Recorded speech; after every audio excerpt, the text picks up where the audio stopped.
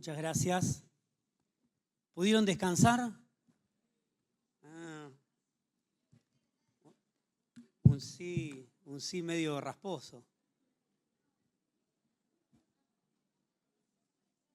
Damos gracias al Señor por esta oportunidad y por los apóstoles de la casa, ¿no? Que abren estos encuentros, estos tiempos. Imagino que no es fácil. Recién le decía al apóstol, la verdad que no los envidio, porque hacer estos encuentros, es todo un movimiento de gente, una logística, y gracias por los hermanos que se ponen a disposición, ¿no? Para participar, pero también para colaborar con todo lo que se hace. Así que agradecemos a Dios por esta oportunidad que nos da de ser parte. A mí me gusta mucho participar, no tanto ser orador, porque disfruto de estar sentado y llenarme de todo lo que Dios tiene preparado para nosotros. Bueno, hoy hablamos un poco de madurez, hablamos de obediencia, hablamos de sencillez y hablamos del mensaje correcto, y todos ellos provienen de la vida indicada, que es la vida del Hijo de Dios. Todo esto proviene de su vida. Y simplemente vamos a mencionar parte de extendernos, de expandirnos, de extendernos hacia lo que está por venir. Es la misión, es el evangelismo. Y por mucho tiempo pensé que el evangelismo era para evangelistas. Era para grandes hombres, mujeres que marcaron la historia. Leíamos libros como Los Generales de Dios y nos sorprendíamos. Y uno decía, pero yo soy médico, soy abogado, soy músico. Esto es para otras personas. Pero cuando vamos a las Escrituras nos damos cuenta que esta misión que se desarrolla por el evangelismo y el hacer discípulos, bueno, es para todos. Así que vamos a ir un poco a las Escrituras. ¿Qué nos dice? Nuestra misión, dijimos hoy, es reconciliar todas las cosas con Cristo. Ese es el ministerio que tenemos. Expansión, que te conozcan a ti y a Jesucristo, a quien tú enviaste. Fue la oración de Jesús de cara a la cruz. Lo hablábamos esta mañana. El pastor Rodrigo nos hablaba y decía, bueno, tenemos que aprender a orar. Realmente, no sé cuántos en este tiempo se pusieron esta meta de decirle, Señor, enséñanos a orar. Quiero dejar de tener una oración centrada en mí mismo para orar y pedir que vos puedas hacer tu buena voluntad en nosotros. La oración de cara a la cruz fue que te conozcan más a ti. Esta es la oración, lo sabemos, la oración apostólica por excelencia. Una oración que respondía a la voluntad del Padre y sus intenciones de darse a conocer. Hay una intención de Dios de darse a conocer en cada generación, en cada tiempo, en cada lugar, y solamente el darse a conocer, dijimos esta mañana, puede ser a través de maduros, obedientes, sencillos y que traen un mensaje correcto que proviene de la vida indicada. Que te conozcan a ti, como dice Isaías. ¿Cuánto conocen Isaías 6? ¿A quién enviaré y quién irá por nosotros? Si vamos a ese texto, si llegamos, no creo que lleguemos con el tiempo, pero si llegamos, vamos a hablar un poco de por qué el profeta puede escuchar esta voz. ¿Por qué siente el llamado y qué lo hace sentirlo? Esta oración y este responder a su voluntad representa para las personas que están a nuestro alrededor, que conozcan más a Él, pero no desde la literatura, no desde la letra, no desde solo información. Creo que por mucho tiempo como iglesia dábamos información y bueno, después la palabra habla, la gente entiende. Y es verdad, el Señor y el Espíritu han instruido a las personas y los pudieron conocer a Él. Pero el conocimiento de Dios no es solo información. El conocimiento de Dios es el conocerlo a Él. Un conocimiento que produce en ellos salvación y vida eterna. No conocer a la Escritura, sino conocer al Dios de la Escritura. Juan 1:1 dice que la palabra estaba en Dios y la palabra era Dios, todo fue hecho por Él y para Él. El mismo Jesús decía, ustedes, a los religiosos, ¿no? Le decía, ustedes buscan y escudriñan la palabra y en la palabra buscan la vida eterna. Pero la palabra da testimonio de mí. Jesús les estaba diciendo, la vida eterna soy yo. Yo soy la vida eterna. Por eso, por mucho tiempo tratamos de pasar y transmitir información, buenas prédicas, y estaba bien. Pero nosotros tenemos que transmitir la vida correcta. Tiene que ser predicada desde nuestro testimonio, desde lo que somos, maduros que engendran vida. Dijimos que los niños, los inmaduros, tienen toda la genética del Padre esta mañana. Pero que solamente los maduros pueden transmitir. Los niños tienen la necesidad de informar. ¿Sí? Si usted le dice a un niño, ojo con ese enchufe que te va a dar corriente. El niño no entiende nada, pero automáticamente va a corregir a otro niño y le va a decir, no toques el enchufe porque te va a dar corriente. Y eso ha pasado por mucho tiempo en nosotros. Hemos hablado de un Dios desconocido, de información que hemos recibido, o el Dios de nuestros padres, o el Dios de las historias.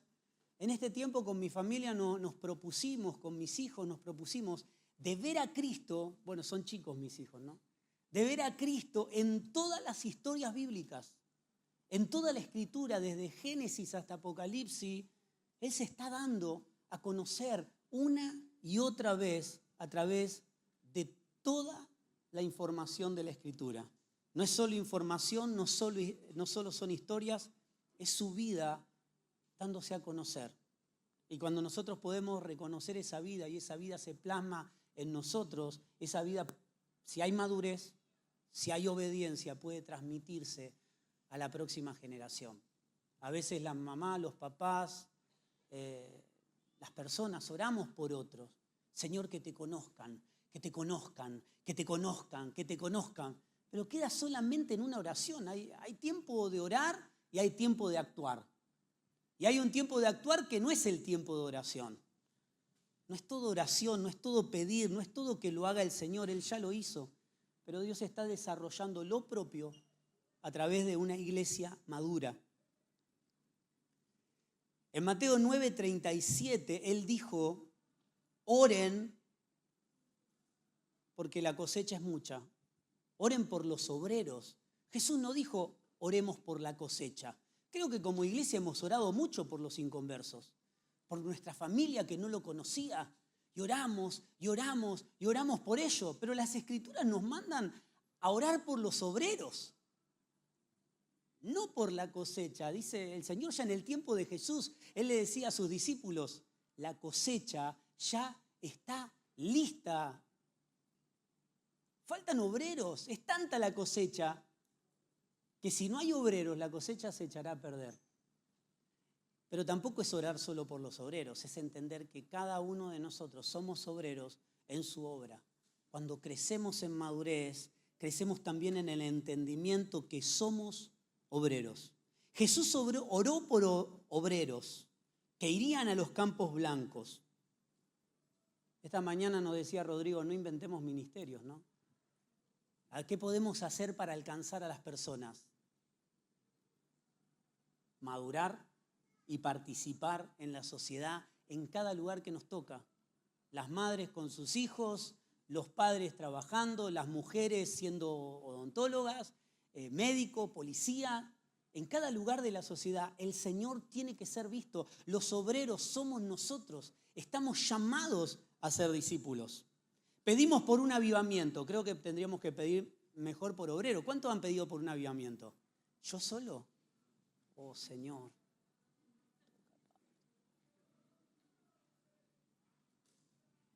Me he cansado de chico de orar por un avivamiento y ver los avivamientos en la historia de la iglesia. ¿Cuántos avivamientos? ¿Cuántas personas corrían a los pies del Señor? Pedimos por avivamientos, tendríamos que orar por obreros. Que las personas vengan a la iglesia. Oramos para que puedan venir, para que puedan, los esperamos. Hoy el pastor, bueno, fue la única plenaria que escuché, no la de Rodrigo, así que lo menciono siempre a él. Rodrigo dijo, tenemos que salir. No es quedarnos, no es esperar. ¿Creamos ambientes agradables para las personas en la congregación? Sí, está bien. ¿Creemos que el crecimiento de la iglesia es ser cada vez más maduros?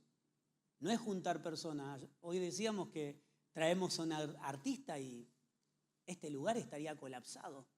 Tendríamos que salir a las puertas solamente porque un artista dice un texto bíblico.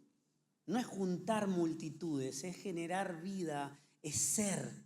La cosecha sería orar y orar y orar y orar, sería como esperar que las cosechas, toda la cosecha, estamos en tiempo de cosecha, ¿no? Que toda la cosecha llegue al granero sola. ¿Llega la cosecha sola al granero? No, hay máquinas, hay obreros, hay camiones. Yo daba gracias a Dios, salí con tormenta de Rosario y di gracias a Dios porque no había camiones. No me crucé creo que con 3, 4 camiones en 5 horas. Pero en este tiempo hay camión tras camión tras camión porque el grano no llega solo a los graneros. Y nosotros orando y pidiendo que los graneros se llenen, es como decirle a Dios, bueno, trae a las personas, nosotros les vamos a dar de comer acá. Creemos que crecimiento es más persona. Yo tengo una frase bastante fuerte, no todo crecimiento revela salud. Los tumores también crecen y terminan lastimando el cuerpo. Y tienen que ser extirpados. El crecimiento tiene que ser el correcto. Hablábamos que la mujer que seguía allí a Pablo y decía, estos son siervos del Dios viviente, escúchenlos. Y por un tiempo a Pablo le habrá parecido simpático la propaganda, pero entendió que era el mensaje correcto a través del espíritu equivocado. Y para el génesis de una iglesia, de la iglesia en Macedonia, no podía ser un mensaje correcto que proceda de una vida incorrecta. No estamos llamados a juntar personas, sino a ser discípulos. Esto suena loco, yo lo escuché muchas veces, pero digo, yo discípulos. Discípulos tiene que tener el apóstol, ¿o no?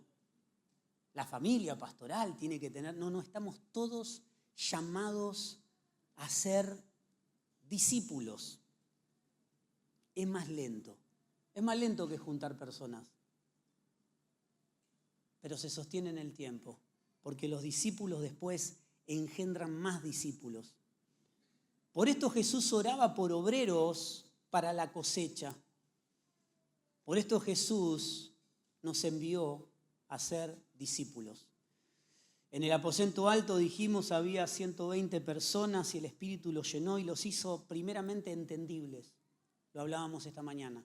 Un mensaje entendible. Y después de una prédica por allí, ¿cuántos aparecieron de repente? 3.000. Increíble, ¿no? Después de una prédica, más de 3.000 personas. Pero eran 3.000 personas, no eran discípulos. Por eso cada uno empezaron a enloquecerse, a vender sus cosas. ¿Cómo hacemos para cuidar a tantos? Eran 3.000 personas que habían creído, que se habían añadido a la iglesia, pero no eran discípulos. Había todo un trabajo. Por eso los apóstoles llegó un momento donde decían, no podemos encargarnos de todo. Levantemos hombres y mujeres de buen testimonio para encargarse de las mesas, de las viudas. Nosotros encarguémonos de la palabra. Tuvieron que empezar de golpe a organizarse y seguramente a cometer muchos errores. Y vamos a cometer errores. Lo bueno es identificarlos y corregirlos. No significa que de aquí en adelante no cometeremos errores.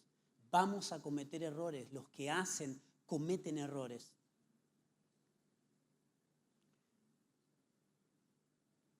¿La gran comisión o la gran omisión?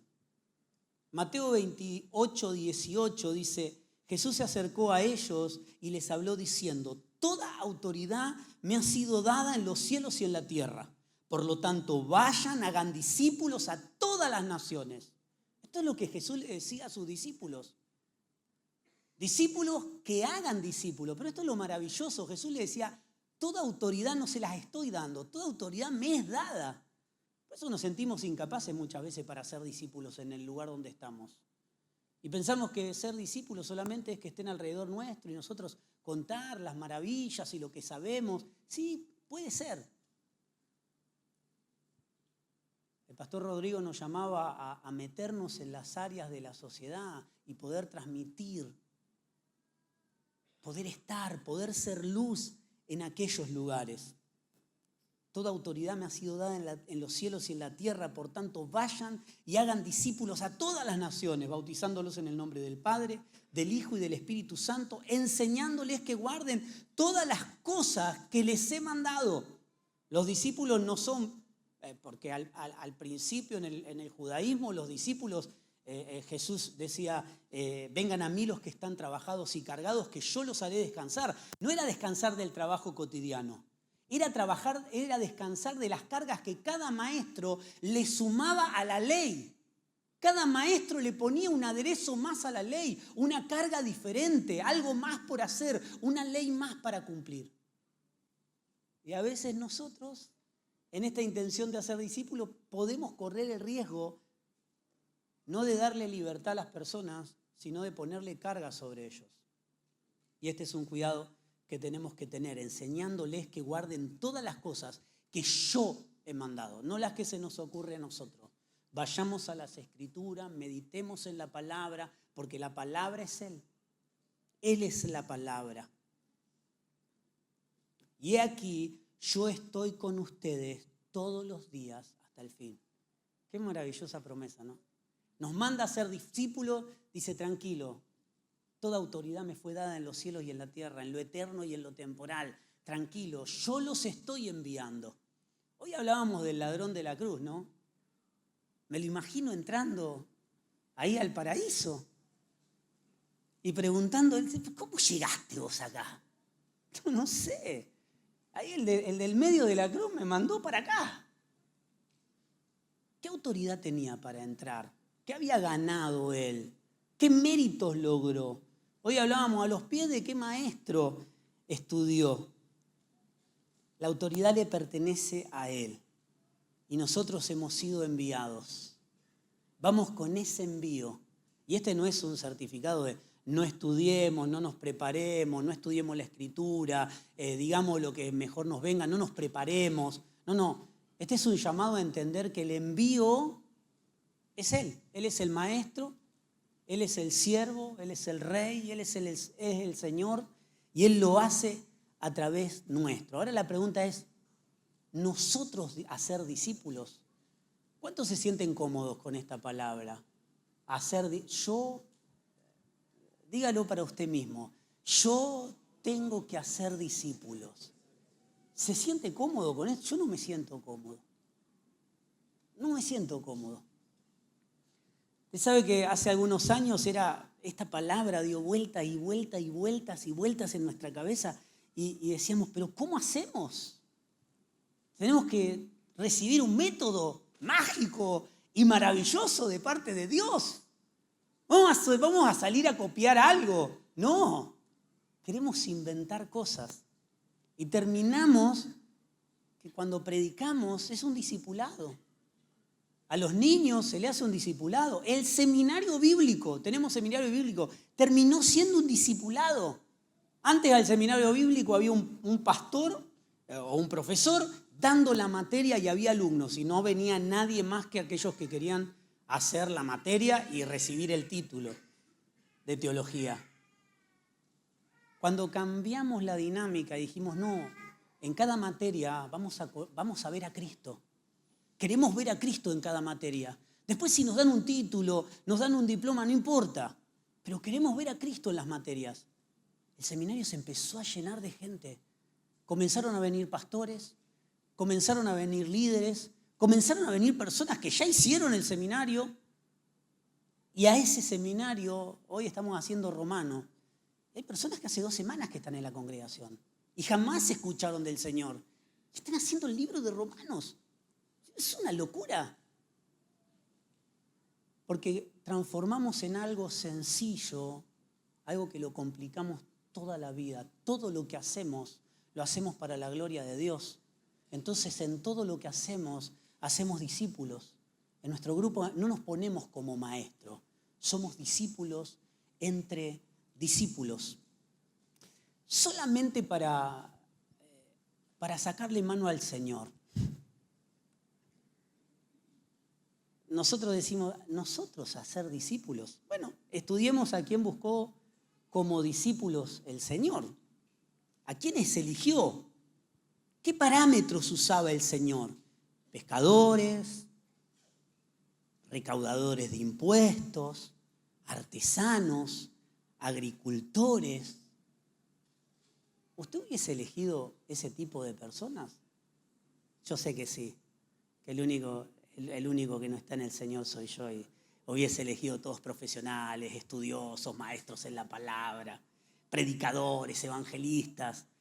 No, el Señor usó pescadores, Andrés, Pedro, Santiago, Juan, trabajaban en la empresa de Zebedeo, su padre, recaudadores de impuestos, Mateo, un trabajo entre los pares de pecador para abajo era. Un publicano, Felipe. ¿Qué oficios tan locos? Estos eran los discípulos que desarrollarían la iglesia en la tierra. Serían los apóstolos del Señor. Yo me pregunto, ¿en qué estaba pensando el Señor? Tengo ganas hasta de ir a retarlo. ¿En qué estaba pensando que buscó este tipo de personas? Usó personas imperfectas que lo negaron, que lo traicionaron, que lo dejaron solo frente a la cruz y se escondieron de miedo. Acompáñeme. Mateo capítulo 17, verso 24. Yo lo voy a leer en la NBI. Cuando Jesús y sus discípulos llegaron a Capernaum, los que cobraban el impuesto del templo se acercaron a Pedro y le preguntaron, Maestro, ¿no paga impuesto? ¿Su maestro no paga el impuesto del templo? Sí, lo paga, respondió Pedro, ¿no? Este es Pedro. Él sabía que no había plata. Tenía conocimiento de que no había plata. ¿Cómo no lo va a pagar? Sí, no quedó mal nunca. Y me imagino el trayecto de Pedro, ¿no? Hasta encontrarse con Jesús. ¿Cómo le iba a decir que le dijo que iba a pagar el impuesto? Sí lo paga, respondió Pedro. Al entrar Pedro en la casa, se adelantó Jesús a preguntarle, ¿tú qué opinas, Simón? Los reyes de la tierra, ¿a quiénes cobran tributos e impuestos? ¿A los suyos o a los demás? Otra versión, la interlineal, dice, ¿a los hijos o a los otros? 26. A los demás, contestó Pedro. Imagino que Pedro habrá dicho, listo, el Señor no quiere pagar el impuesto y zafé. Los demás, contestó Pedro. Entonces los suyos están exentos, dijo Jesús. Pero para no escandalizar a esta gente, vete al lago, echa el anzuelo, saca el primer pez que pique, abre la boca, encontrarás una moneda, tómala, dásela a ellos por tu impuesto y por el mío. Jesús pagó el impuesto por el de Pedro y por él. Los hombres, vamos a hablar un poco de este impuesto. Los hombres entre 20 y 50 años tenían que pagar el impuesto para ayudar al mantenimiento del templo judío. ¿Sí? Como nosotros con nuestra generosidad, parte de eso va a las misiones, pero parte también tiene el sostenimiento. Tenemos aire, gracias a Dios. Tenemos un proyector, tenemos luz, tenemos un lugar más que cómodo. Qué envidia, cocina, otro salón, una belleza. Enfrente a la plaza, mire qué belleza. No sé si habrá un lugar mejor en la ciudad, no existe un lugar mejor. Bueno, en aquel momento había un tributo, hombres entre 20 y 50 años tenían que pagar este impuesto. Jesús hablaba y decía, los reyes de la tierra cobran impuesto. Estaba diciendo, yo soy el hijo del rey, al hijo del rey le van a cobrar impuestos, pero para no escandalizarnos. Ey, anda, pesca, saca. Esto es sorprendente porque los recursos salen de donde menos esperamos. Esto es lo maravilloso del Señor. Si yo quiero hacer, que lo hablábamos un poco esta mañana, ¿no? Si yo quiero hacer lo de Dios con mi fuerza, voy a necesitar que alguien me financie. Pero si estoy respondiendo a la voluntad de Dios, no le falta salud, a la voluntad de Dios no le falta dinero, a la voluntad de Dios no le falta tiempo. El problema es que nosotros pasamos la vida buscando dinero, tiempo y salud. Lo que tenemos que hacer es buscar primero el reino de Dios que está en nosotros, dijo Jesús, y se está extendiendo al propósito de Dios. Cuando respondemos a lo que Dios nos manda hacer, no necesitamos dinero. Él va a subvencionar todo, Él va a presentar todo. Y esto es lo maravilloso, ¿no? De un pez sacan una moneda. El impuesto del templo estaba entre ese margen, entre 20 y 50 años. Los mayores y los menores estaban exentos de pagar el templo para sostener el templo judío en cada ciudad. Por eso, si esto sería un templo judío, yo llego aquí, tendría que pagar como judío mi impuesto al templo para que ese templo en esa ciudad donde yo caí por trabajo, por estudio, por lo que sea, siga en marcha porque tengo un lugar donde adorar a Dios. ¿Sí? Eso era lo que pasaba. Pedro les dijo a los recaudadores de impuesto del templo, usted lo puede encontrar, la cita está en Éxodo 30, 13 y 14, que Jesús pagaría ese impuesto, que había declarado un impuesto que ya él había declarado, yo soy el Hijo de Dios. Usted sabe que las Escrituras, estoy dando muchas vueltas, pero ya vamos a ir al grano. Las Escrituras nos dan evidencia escrita de las cosas, pero otras son evidencias en las Escrituras que no están escritas, pero que se da por entendido que es así.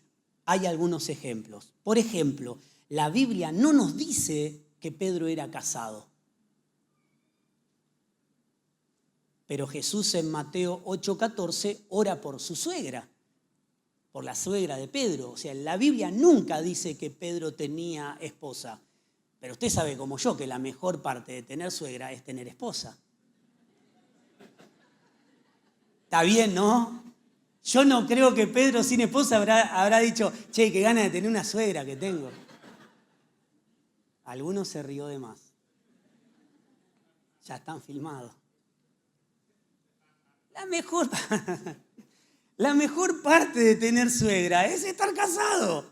Si no, ¿para qué vamos a comprar una suegra? Yo tengo una suegra maravillosa. Si me estás escuchando, donde quieras que estés, porque escucha todo.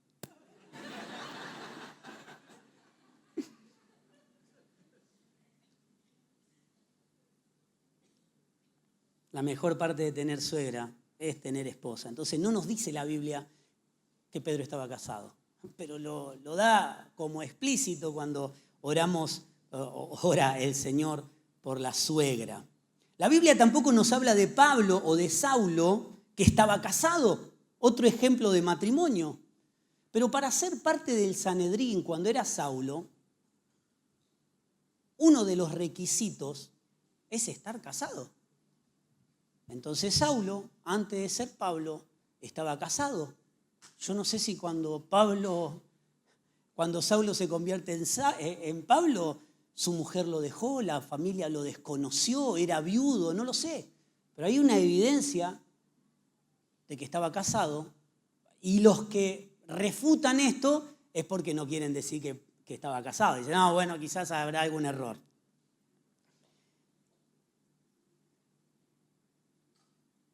Pablo, para ser parte del Sanedrín, que era el Tribunal Supremo de Administración de Justicia de Judea, sí estaba casado. En Filipenses 3:7 nos dice, pero las cosas que para mí, y esto tiene mucho sentido cuando lo leemos ahora, pero las cosas que para mí eran ganancia, las he considerado pérdida a causa de Cristo.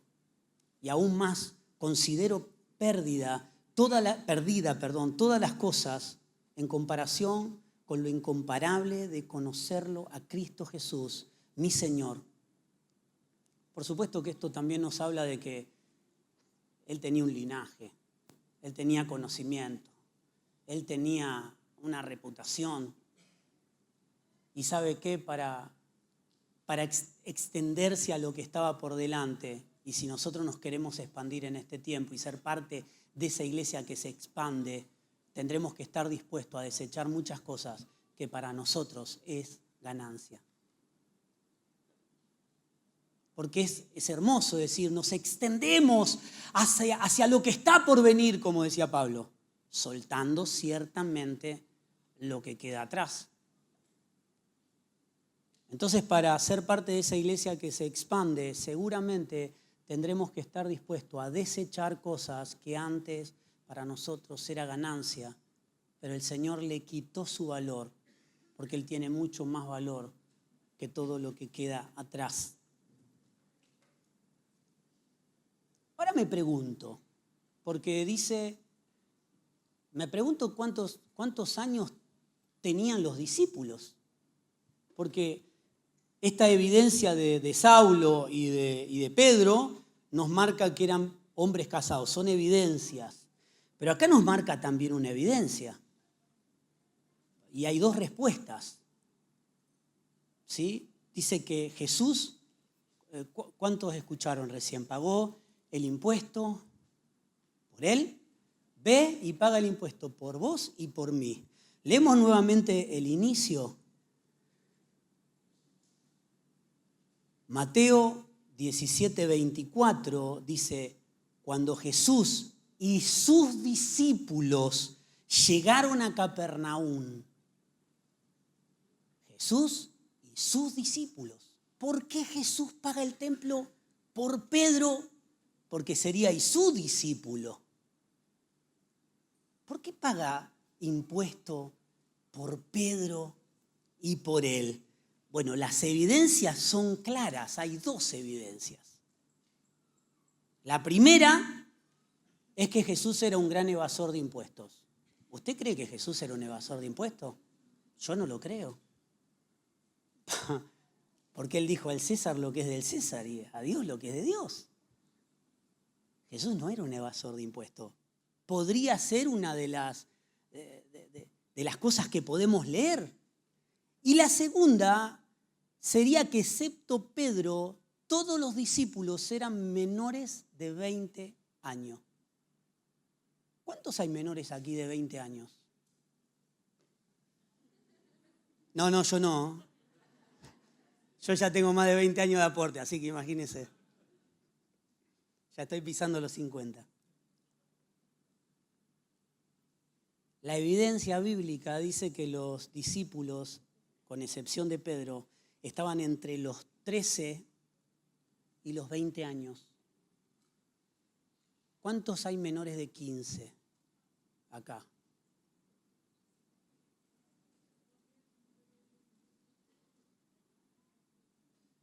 Gracias.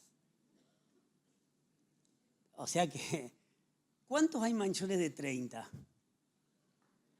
A usted no lo hubiese elegido.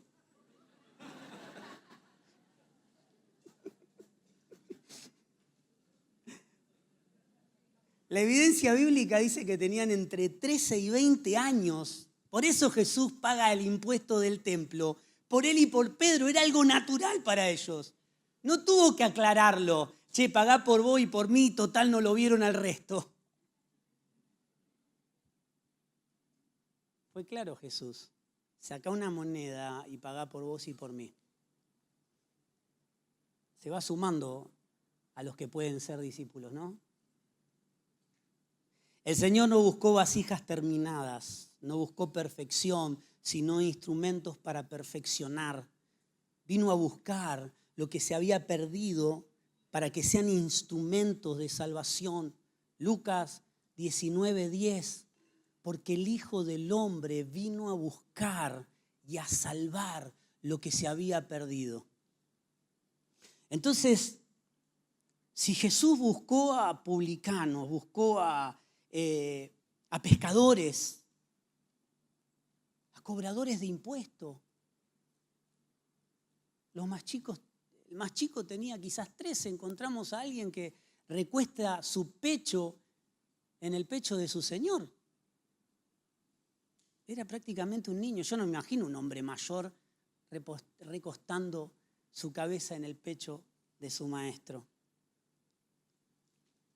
Jesús eligió a sus discípulos con visión de futuro, no por lo que eran, sino por lo que serían en Él.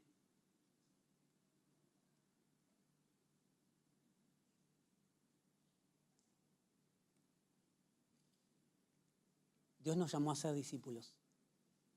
Y creo que la evidencia bíblica nos saca cualquier tipo de excusa que tengamos para generar discípulos en los lugares donde estamos, en el trabajo, con los amigos, nuestros hijos. Ellos pueden tener discípulos.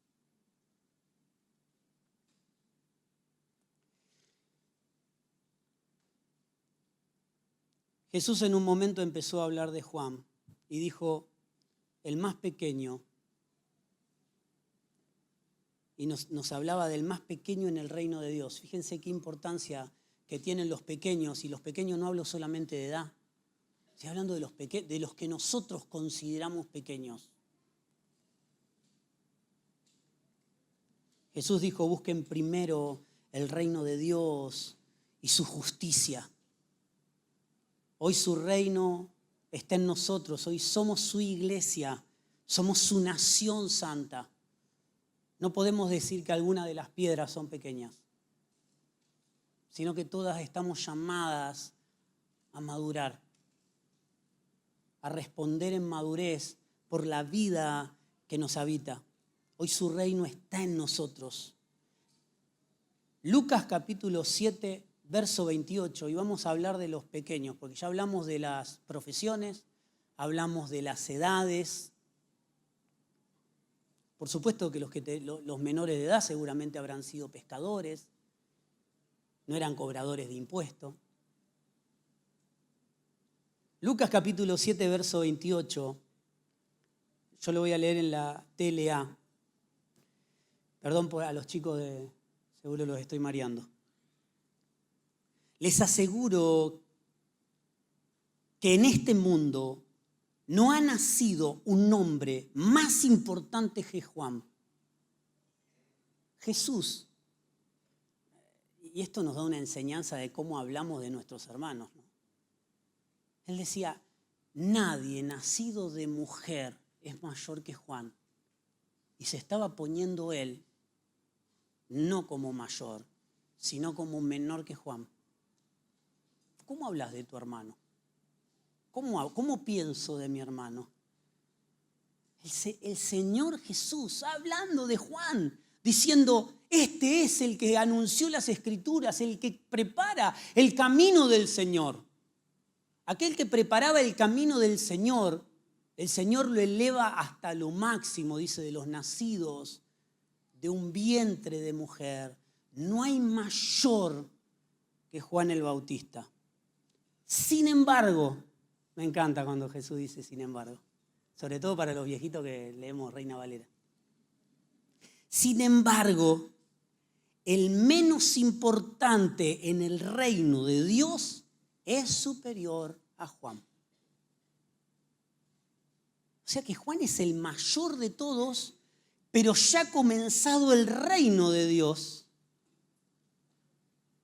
El más pequeño de todos es mayor que Juan. Déjeme arriesgar. Bueno, no está el apóstol para corregirme, ¿no? ¿Mencionamos otra vez al ladrón de la cruz? Podríamos decir que según lo que dice el Señor, el ladrón de la cruz en el reino de Dios es mayor que Juan. Yo te pregunto, y me pregunto y a mí, ¿qué excusas tengo para no hacer discípulos? Yo quiero que lo pienses por un minuto, porque a veces pensamos que esta comisión es para otro y extendernos nos va a demandar renunciar a muchas cosas que para nosotros antes eran ganancia. Y en esta extensión, en esta expansión, en esto acercarnos hasta a lo que está por venir, Amado, el llamado es a ser discípulos. Y este no es un trabajo de casas de familia, de personas adultas, de líderes. Es trabajo de todos. Vemos a quién seleccionó Jesús como sus discípulos. Reputación dudosa, menores. Y nos termina diciendo que el más chiquito en el reino de Dios es mayor que Juan. O sea que nosotros, con el entendimiento que tenemos y la vida que nos habita, somos mayor que Juan. Usted sabe que Juan anunciaba la luz y el camino, pero nunca se le permitió a Juan, a este que Jesús halagaba y decía, este es el que las Escrituras anunciaron que prepararía el camino del Señor. Jesús lo estaba elevando, estaba hablando bien de él. Ahora cuando vamos a la realidad, nos está diciendo a nosotros, ustedes con la vida que portan son mayores. A Juan no se le permitió decir que era la luz, él anunciaba la luz. Pero llega Jesús y nos dice a nosotros, ustedes son la luz del mundo. No nos dice, yo soy la luz del mundo, ustedes no pueden decir que son la luz. Nosotros no anunciamos solamente la luz, nosotros somos la luz. Nosotros no anunciamos el mensaje, no preparamos solamente el mensaje, nosotros somos el mensaje. La palabra dice que somos carta leída. Amados, somos el mensaje, somos la luz. A Juan no se le... Juan, el mayor de todos. Y Jesús lo pone por encima de él. Y al más pequeño de nosotros nos dice que somos mayores. Entonces la pregunta es, ¿qué excusas vamos a poner para no responder en madurez a lo que Dios nos está direccionando?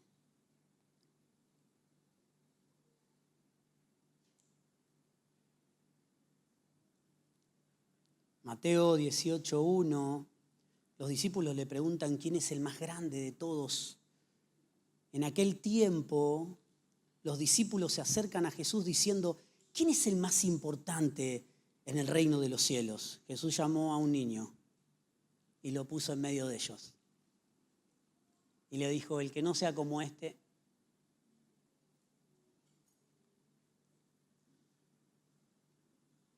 creo que ya los argumentos se nos terminaron. Mire, yo soy un inventador de excusas seriales con el Señor. Soy de esas personas que Dios tuvo que empujar desde la parte baja de la espalda para hacer algo. Siempre poniendo excusas. Siempre diciendo, no, pero todavía me falta. No, pero tengo que crecer. No, pero me falta entendimiento. Crecer más, ya estoy cerca de los 50, crecer más no quiero. Pero siempre ponemos mucho trabajo. Los chicos son chicos. Van al colegio, usted sabe. ¿Sí? Ustedes saben. No tenemos excusas.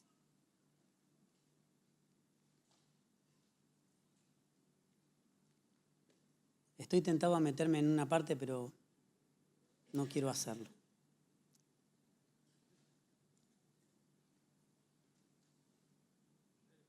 Vamos, tenemos 15. Leemos nuevamente el Mateo 28:18, ¿lo leemos otra vez con este entendimiento? Jesús se acercó a ellos y les habló diciendo, toda autoridad me es dada en los cielos y en la tierra. No depende de vos, no depende de mí. No depende de cuántos años tenga, ni qué trabajos tengas, ni los estudios. Este no es un llamado a no prepararse, es un llamado a no poner excusas. Por tanto, vayan y hagan discípulos a todas las naciones, bautizándolos en el nombre del Padre, del Hijo y del Espíritu Santo, enseñándoles que guarden todas estas cosas que les he mandado. Y he aquí, yo estoy con ustedes todos los días hasta el fin del mundo.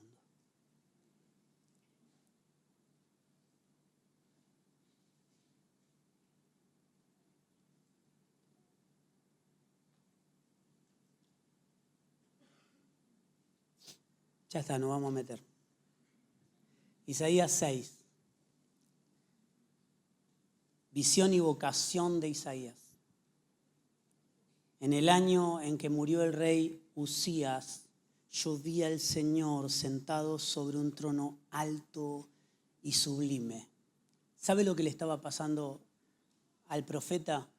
Tuvieron un rey que era exitoso en las guerras, que era próspero y murió. Cada vez que desaparecen nuestras seguridades es donde vemos a Dios un poquito más claro. ¿Cuántos están acá? Cada vez que se termina, porque siempre decimos, no, nosotros respondemos a la voluntad de Dios, somos guiados por su espíritu, hasta que nos duele el dedo. Chao, nos duele el dedo, ya lo entregamos a todos, a Satanás. ¿A usted no le pasa eso? No, a usted no le pasa porque usted está consagrado. Dice que él ve al Señor en un trono alto y sublime, dice el borde de sus vestiduras llenan el templo. Por encima de él había serafines, cada uno tenía 6 alas. Con 2 cubrían su rostro, con 2 cubrían sus pies y con 2 volaban. El uno proclamaba al otro, santo, santo, santo, es el Señor de los ejércitos. Toda la tierra está llena de su gloria. ¿Cuánto se llenó la tierra de la gloria de Dios?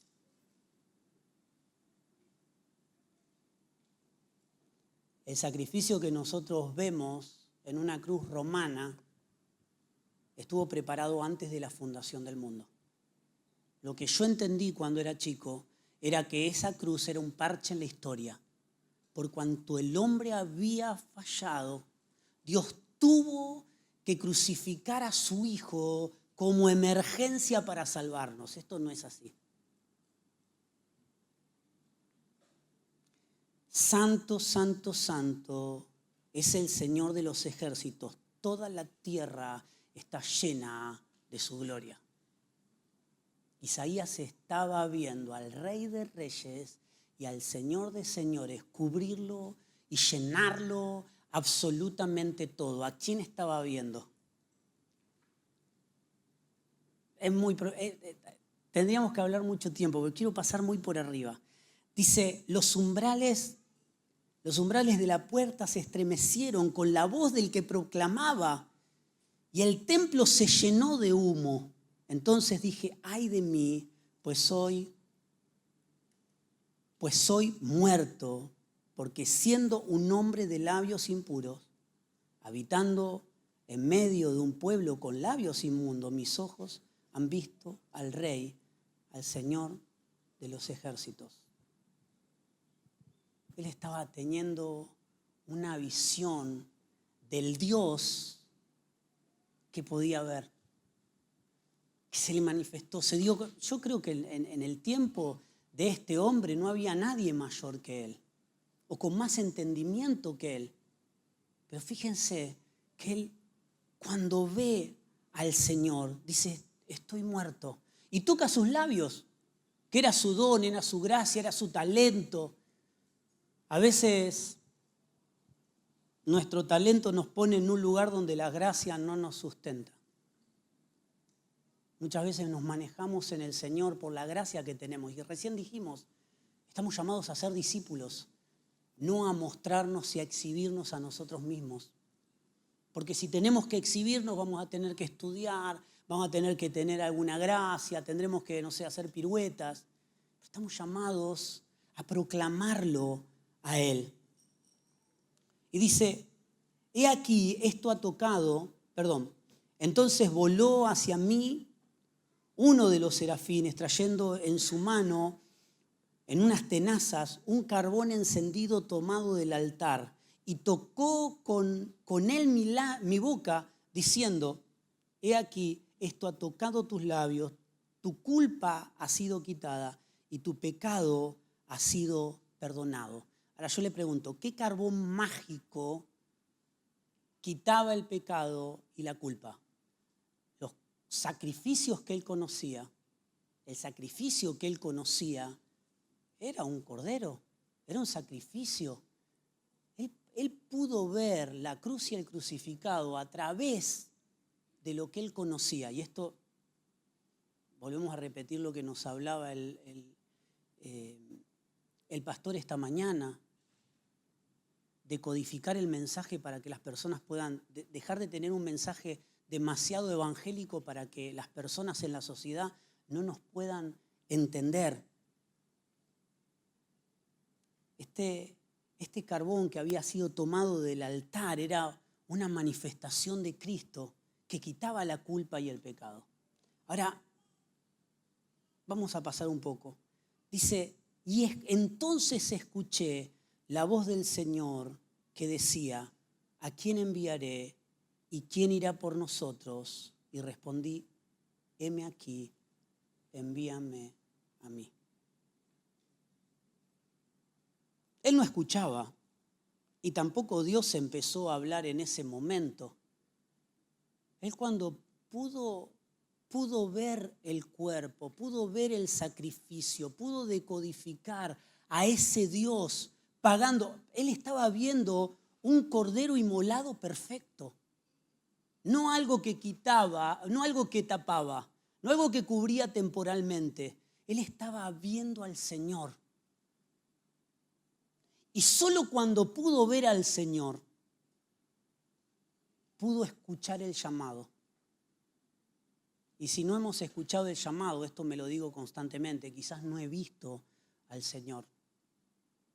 He escuchado prédicas, he leído la Biblia, pero no he visto al Señor. Cuando vemos al Señor, escuchamos este llamado que es constante.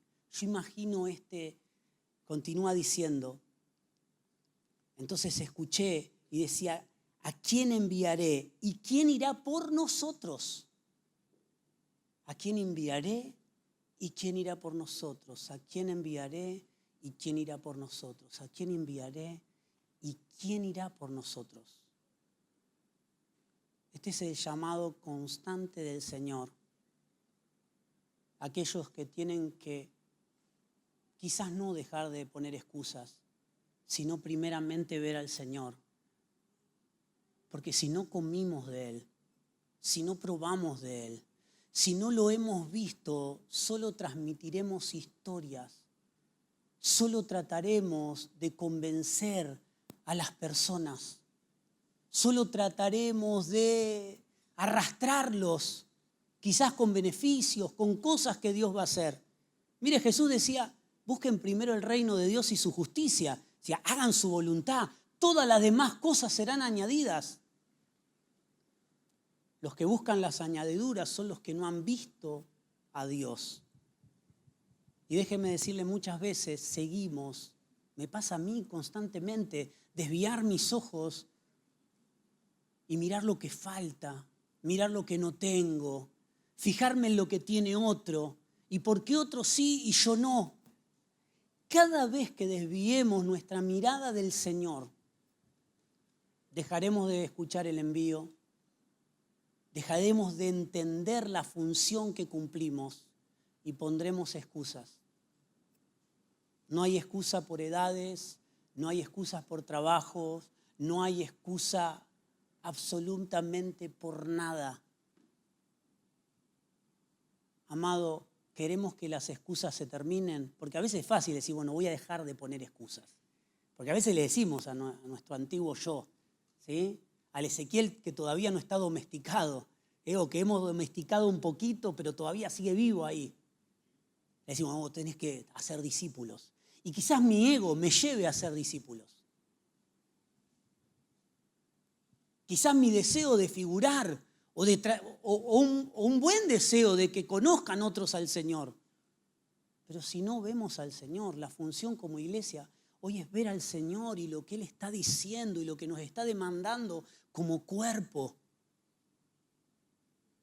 A veces buscamos reyes naturales, reyes en la sociedad o reyes dentro de nuestro cuerpo.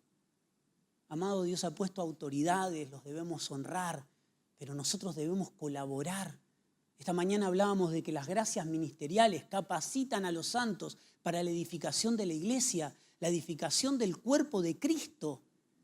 Mire la demanda que tenemos. La edificación del cuerpo de Cristo se lleva a cabo por los ministros entendidos.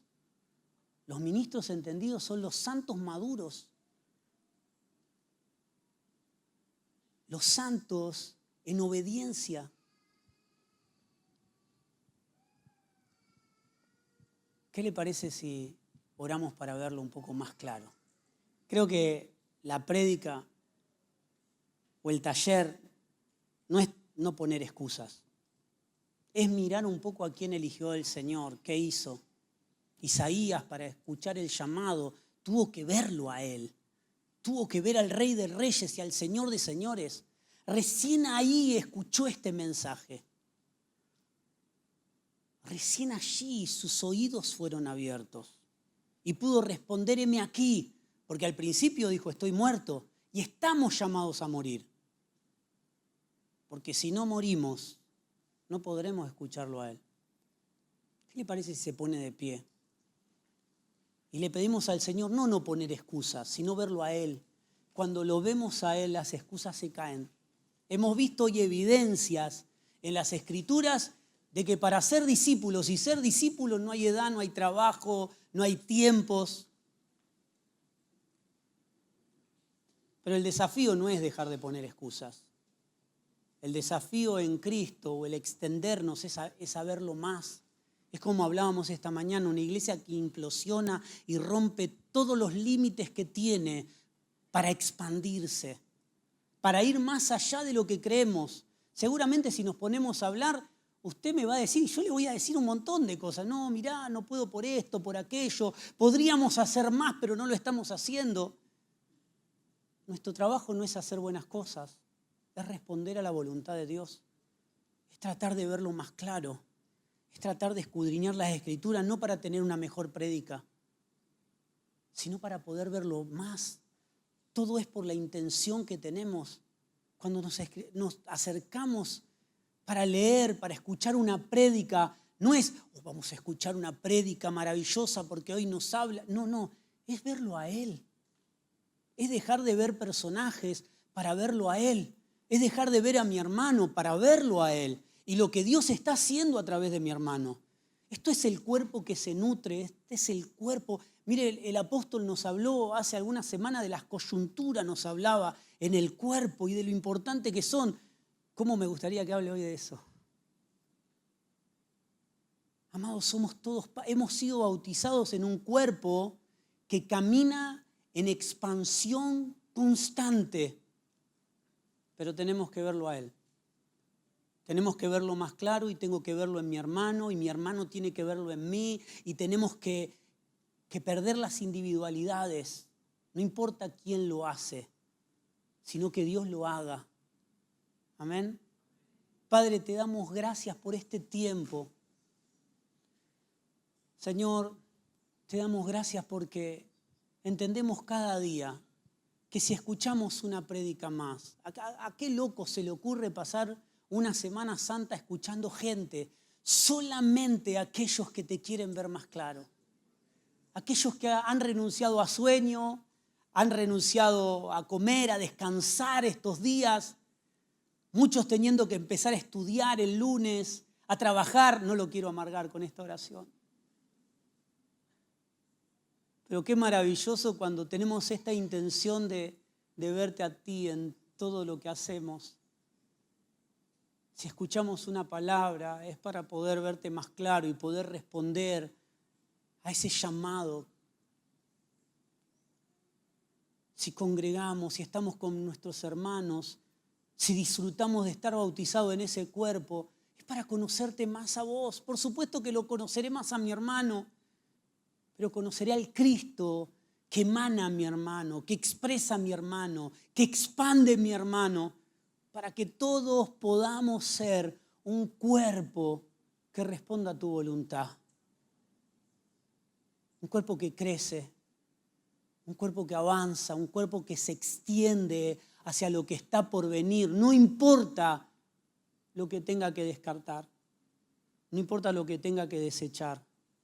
No importa lo que tenga que decir, esto para mí antes era ganancia, pero hoy para mí no sirve para nada.